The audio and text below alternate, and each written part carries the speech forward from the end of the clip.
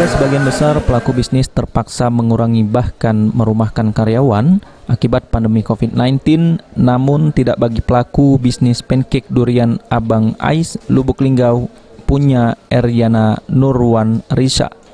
Pasalnya, bisnis yang berada di Jalan Majapahit, Kelurahan Majapahit, Kecamatan Lubuk Linggau Timur 1, mampu bertahan dan terus berkembang di tengah pandemi. Bahkan sebagian besar karyawan saat ini merupakan masyarakat yang kehilangan pekerjaan dampak wabah virus corona. Bisnis olahan buah durian ini dimulai sejak Desember 2019. Saat itu sang pemilik baru menjual durian kupas dan daging durian. Namun memasuki pandemi penjualannya sedikit menurun. Kemudian terpikir untuk membuat olahan dari daging durian, yakni pancake durian. Mulanya menjual pancake ukuran medium, namun kurang peminat. Kemudian kemasan dibuat lebih ekonomis hingga banjir pemesan. Dalam sepekan permintaan pancake durian mencapai 4.000 box kemasan ekonomi dan medium. Bahkan pelanggannya saat ini mulai banyak berdatangan dari luar kota. Untuk satu box kemasan ekonomis dijual seharga Rp15.000. Bisnis yang dikelola selama lebih kurang 11 bulan ini mampu meraup omset hingga mencapai ratusan juta rupiah per bulan.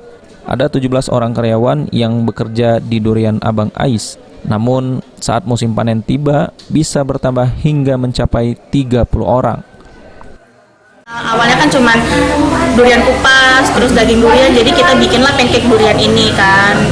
Terus dari pancake durian kita variasiin lagi ke milk crepes, kayak gitu. Milk crepes juga ada dua ukuran, ada yang besar, ada yang mini.